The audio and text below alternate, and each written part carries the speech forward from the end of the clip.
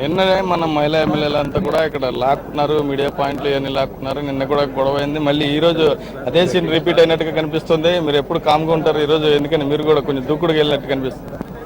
మీరు చూశారు కదా, జగన్మోహన్ రెడ్డి గారు దౌర్జన్యం చేస్తారంటే నమ్ముతారు, చెవిరెడ్డి భాస్కర్ రెడ్డి గారు దౌర్జన్యం చేస్తారంటే నమ్ముతారు, పల్లె రఘునాథ్ రెడ్డి దౌర్జన్యం చేసినారంటే మీరు నమ్మరు, ప్రజలు నమ్మరు.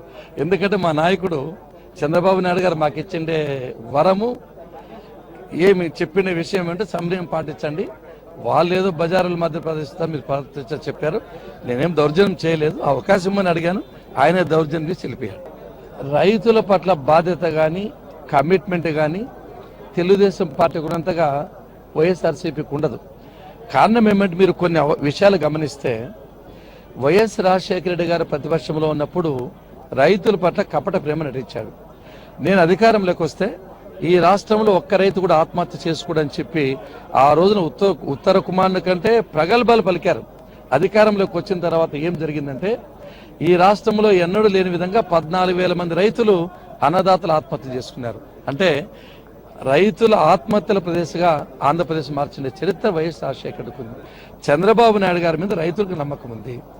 ఇన్ని వేల కోట్ల రుణమాఫీ చేశాడు, రైతులు విత్తనాలు సరఫరా చేస్తున్నాడు, అదేవిధంగా ఎరువులు సరఫరా ఫ్రీగా ఉంది, సబ్సిడీ ఇస్తున్నారు, పశుగ్రాసం ఇస్తున్నారు, పంట సంజీవని కార్యక్రమాలు పెట్టారు, డ్రిప్ స్ప్రింక్లర్స్ ఇచ్చారు, ఆ యంత్రాలు కూడా మంచి సబ్సిడీ, ట్రాక్టర్లు ఇట్లా మెకనైజ్డ్ ఇన్స్ట్రుమెంట్స్ అని ఇస్తున్నారు.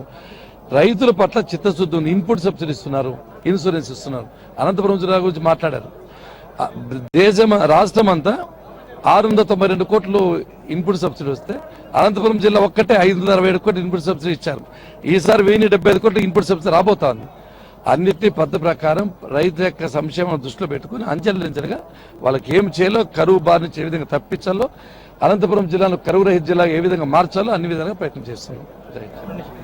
ఇది మొత్తంగా మంత్రి పల్లె రఘునాథ్ రెడ్డి గారి స్పందన మనం చూసాం. మొత్తంగా 24,000 కోట్ల రూపాయల రుణమాఫీ దేశంలోనే చేసిన ఏకైక రాష్ట్రం ఆంధ్రప్రదేశ్ అని చెప్తా ఉన్నారు.